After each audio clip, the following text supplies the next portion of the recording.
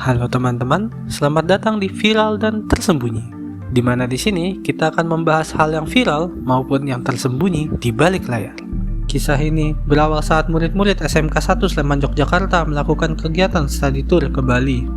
Tipikal study tour biasa dengan menggunakan 3 bus yang mereka sewa dengan siswa dan siswi yang ikut study tour mencapai 150 orang dan dibagi dengan 3 grup dengan masing-masing 50 orang.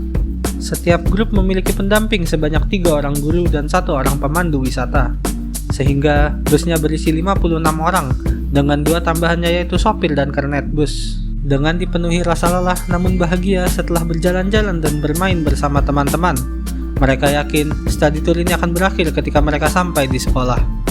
Namun mereka tidak tahu bahwa takdir berkata lain. Kejadian ini terjadi pada tahun 2003. Meskipun ini tahun 2003, bus yang mereka tumpangi sudah dilengkapi dengan berbagai macam fasilitas yang baik, seperti AC, DVD player, maupun toilet yang bersih. Singkat cerita, hari yang ditunggu-tunggu untuk study tour pun tiba. Siswa SMK Yapemda 1 Sleman berangkat dari Yogyakarta menuju ke Bali dengan 3 bus yang kita nomorkan dengan bus 1, 2, dan 3. Perjalanan berjalan dengan lancar, tapi tidak untuk bus nomor 3. Selama perjalanan, tanpa alasan yang jelas, bus nomor 3 selalu mendapati masalah yang aneh. Sementara bus nomor 1 dan 2 dalam keadaan yang biasa-biasa saja, tanpa ada kendala sedikit pun. Bus ketiga ini mengalami kendala pertama yaitu pecah kaca nih saudara, dimana membuat seluruh rombongan bis pun harus berhenti terlebih dahulu. Saya tidak tahu nih, karena informasinya yang berantakan, kaca bagian mana yang pecah. Intinya adalah kendala pertama bus ketiga adalah kaca yang pecah. Masalah pertama bus ketiga ini ditangani setelah mereka berhenti sebentar dan kacanya diperbaiki nih teman-teman. Setelah perbaikan, mereka pun kembali lagi melanjutkan perjalanan. Ketika hampir sampai di pelabuhan Ketapang di Banyuwangi, terdapat masalah lagi, di mana bis nomor 3 ini atapnya harus tersangkut oleh kabel listrik di jalan. Akhirnya, rombongan pun harus berhenti lagi, dan karena informasi yang kurang, saya tidak tahu bagaimana caranya atap bis itu bisa nyangkut ke kabel. Kabel listrik pun itu akhirnya berhasil dilepas. Mereka pun kembali melanjutkan perjalanan. Singkat cerita, rombongan akhirnya sampai di pelabuhan Ketapang, dan mereka pun menyeberang ke pelabuhan Gilimanuk menggunakan kapal. Akhirnya, sampailah mereka di Pulau Bali, di mana mereka pun langsung menuju ke tempat-tempat yang sudah dijadwalkan oleh SMK 1 Yapemda. Mereka pun bersenang-senang dan berbahagia, hingga akhirnya rangkaian study tour pun berakhir. Pada tanggal 8 Oktober 2003, mereka pun dijadwalkan untuk kembali ke Yogyakarta. Mereka pun melalui jalur yang sama seperti saat mereka berangkat kemarin. Nah, lagi-lagi nih, ternyata ketika perjalanan pulang ini, bus 3 mendapatkan masalah lagi, di mana kaca bus 3 pecah lagi, sehingga artinya sudah 2 kali kaca bus nomor 3 ini pecah. Rombongan bus dan 2 pun berhenti untuk menunggu bus 3. Tapi bagaimana ya saudara-saudara, ada pembicaraan yang akhirnya diputuskan bahwa bis 1 melanjutkan perjalanan terlebih dahulu menuju ke pelabuhan Gilimanuk yang katanya untuk urusan tiket. Sedangkan bus nomor 2 menunggu bus 3 ini memperbaiki kacanya terlebih dahulu. Setelah perbaikan kaca bus 3 ini selesai, bus 3 dan 2 pun kembali melanjutkan perjalanan sampai berkumpul dengan bis 1 di pelabuhan Gilimanuk. Mereka pun berhasil menyeberangi Selat Bali dan sampai di Pulau Jawa dengan selamat. Nah, menurut informasi nih, karena bus 3 sering bermasalah, akhirnya mereka mengatur urutan bus ketika keluar dari pelabuhan Ketapang. Sehingga dengan formasi bus 1 di depan, bus 2 di tengah, dan bus 3 di belakang. Mereka khawatir kalau bus 3 rusak, bus 3 akan ketinggalan sehingga bus 3 ditaruh di tengah. Formasi busnya saat ini adalah 1, 3, dan 2. Bus 2 dikemudikan oleh Budi, yang merupakan kernet atau supir cadangan, sedangkan Armando, supir aslinya, memilih untuk istirahat di kursi kernet. Ini bus 2 ya saudara-saudara, sehingga dari Ketapang berangkatlah mereka menuju Jogja melalui jalur Pantura. Awal perjalanan mereka baik-baik saja, hingga akhirnya menjadi cukup menantang. Di saat rombongan bis ini melewati sebuah tanjakan di tikungan Jalan Raya Surabaya-Banyuwangi, tepatnya di kawasan Banyuglugur, Situbondo, Jawa Timur. Sedikit informasi saudara-saudara, bahwa jalur tanjakan itu memang terkenal sangat berbahaya, dan seringkali memakan korban kecelakaan karena tanjakan dan juga turunan. Tikungan yang sangat tajam di sana Ditambah lagi jalur ini jauh dari pemukiman warga. Ingat, jauh dari pemukiman warga. Ketika rombongan sampai di lajur tanjakan di malam itu, di depan bus 1 ada sebuah truk diesel, warnanya kuning. Karena ada truk tua itu di depan memimpin jalan, akhirnya rombongan 1, 2, dan 3 ini memutuskan untuk menyalip truk tersebut. Setelah berada di sekitar 3 km dari PLTU Paiton, dengan posisi urutan yang sama, bus 1 mulai menyalip, diikuti dengan bus 3 dan juga bus 2 yang paling terakhir. Bus 1 dan bus 3 berhasil menyalip truk diesel tersebut. Setelah itu, bus kedua pun mulai menyalip di posisi paling akhir. Tidak lama kemudian, setelah bus kedua ini berhasil menyalip truk diesel, tiba-tiba dari arah berlawanan ada truk kontainer yang berusaha menyalip kendaraan di depannya. Setelah kontainer itu menyalip dan ingin balik ke jalurnya, dan berhasil kembali ke jalurnya, karena kondisi saat menyalip yang kencang, pengemudi truk kontainer kaget karena di depan jalur ada tumpukan pasir. Apalagi karena malam, pencahayaan di sana sangatlah minim. Pasir itu ada di jalur yang memang seharusnya dilewati oleh truk kontainer tersebut. Nah, karena kaget saudara-saudara, sopir truk kontainer itu pun langsung membanting setir ke arah kanan, di mana saudara-saudara bisa menebak siapa yang ada di jalur kanan. Benar saudara-saudara, bukan bus nomor 3 yang selama ini mengalami kerusakan-kerusakan aneh, tapi ternyata bus 2 lah yang ada, sehingga tabrakan tidak bisa dihindari lagi.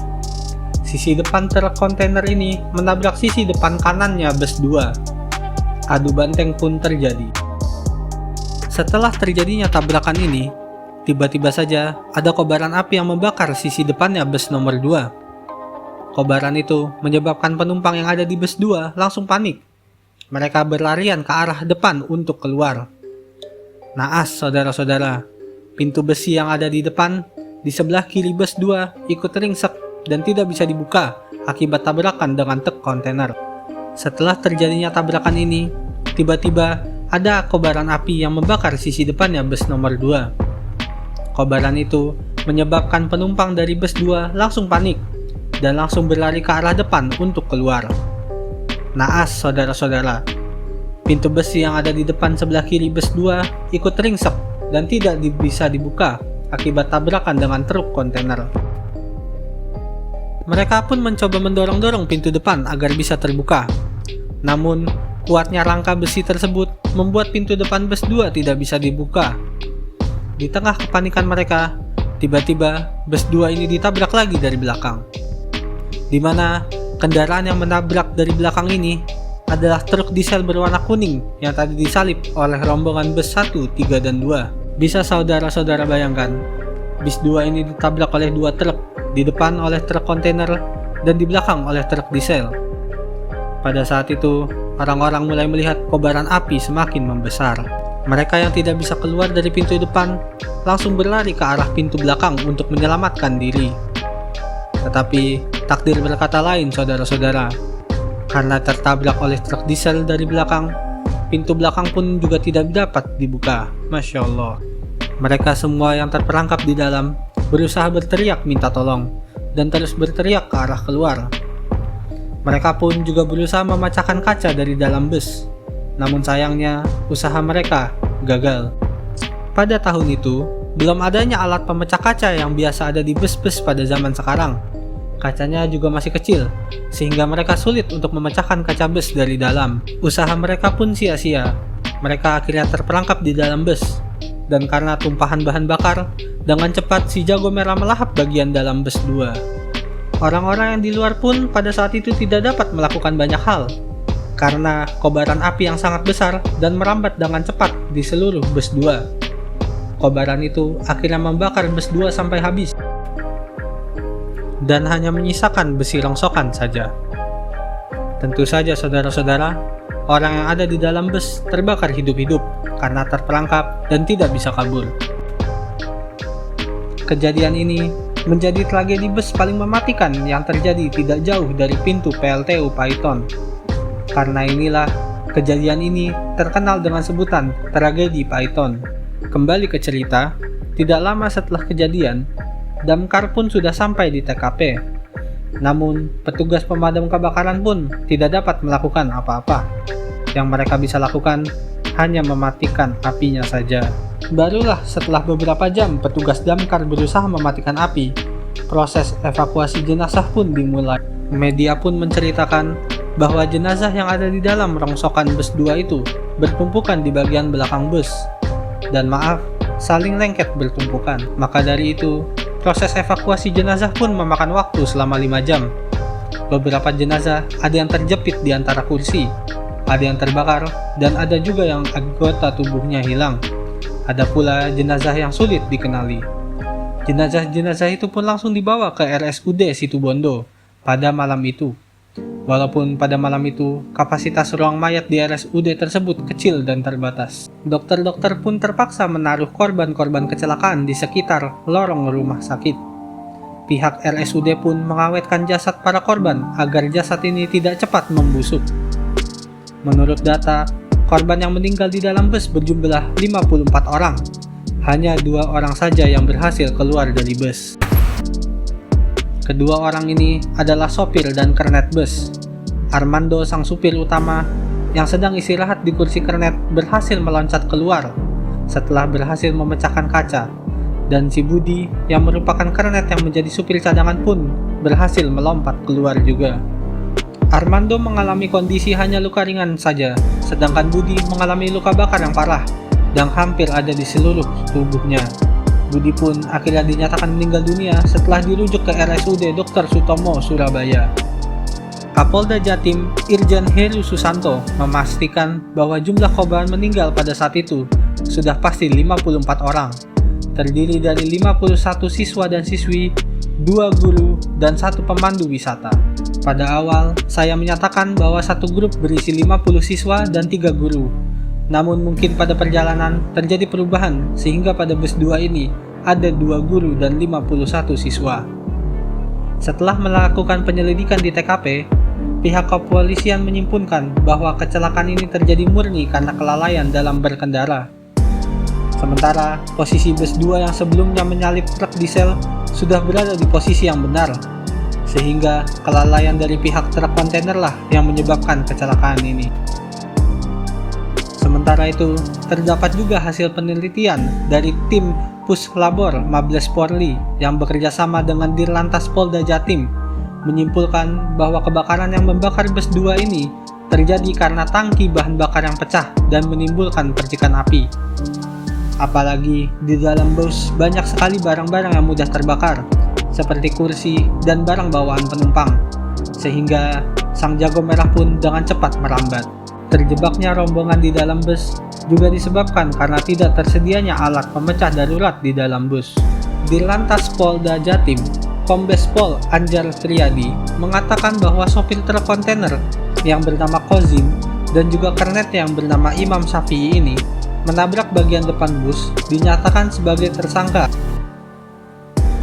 Selain itu, polisi juga menetapkan Armando, sopir bus dari bus 2, sebagai tersangka karena dinilai tidak maksimal dalam menolong penumpang dan malah kabur. Sedangkan untuk sopir truk diesel berwarna kuning itu, nasibnya tidak ada yang tahu. Karena kejadian pahitan itu, terdapat iring-iringan 54 ambulan ke Sleman setelah proses identifikasi di RSUD Situbondo selesai. Para jasad korban pun dikembalikan ke Sleman, Yogyakarta. Saat itu, iring-iringan ambulan pun mulai bergerak membawa 54 jenazah dari RSUD Situbondo, Jawa Timur, menuju Yogyakarta. Setiap mobil jenazah ditempeli nomor dan foto korban, termasuk 14 korban yang belum diidentifikasi. Iring-iringan ini dikawal oleh Sekda Provinsi DIY Yogyakarta, Bambang S. Priyohadi. Sesampainya di Yogyakarta, rombongan jenazah kemudian diserahkan kepada Gubernur Sri Sultan Hamengkubuwono untuk acara serah terima secara simbolik. Sebelum akhirnya warga-warga mengadakan sholat jenazah. Selesai disolati, keluarga korban pun langsung menuju ke mobil ambulan. Akibat tragedi pahitan ini, pemerintah mengeluarkan peraturan baru mengenai kendaraan bus, yaitu dengan dihilangkannya pintu bus di samping sopir, untuk mengurangi peluang sopir bus lari dari tanggung jawab. karena memang keselamatan penumpang bus adalah tanggung jawab dari supir bus. Lalu, dimulailah diwajibkan perlengkapan keselamatan di dalam bus dengan menggunakan pintu model otomatis yang bisa dibuka secara manual maupun otomatis, serta adanya pintu atau atap darurat, palu pemecah kaca, hingga alat pemadam kebakaran di dalam bus. Semoga mereka semua tenang di sisi Allah Subhanahu wa Ta'ala. Amin ya Rabbal 'Alamin. Dan semoga saja kejadian maut seperti ini tidak terjadi lagi. Hendaklah kita selalu berhati-hati dan banyak berdoa dimanapun dan kapanpun.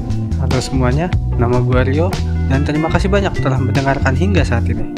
Semoga kalian menikmati cerita ini dan saya berharap kita bertemu di cerita-cerita selanjutnya bersama Viral dan Tersembunyi, di mana kita membahas hal yang viral maupun yang tersembunyi di balik layar.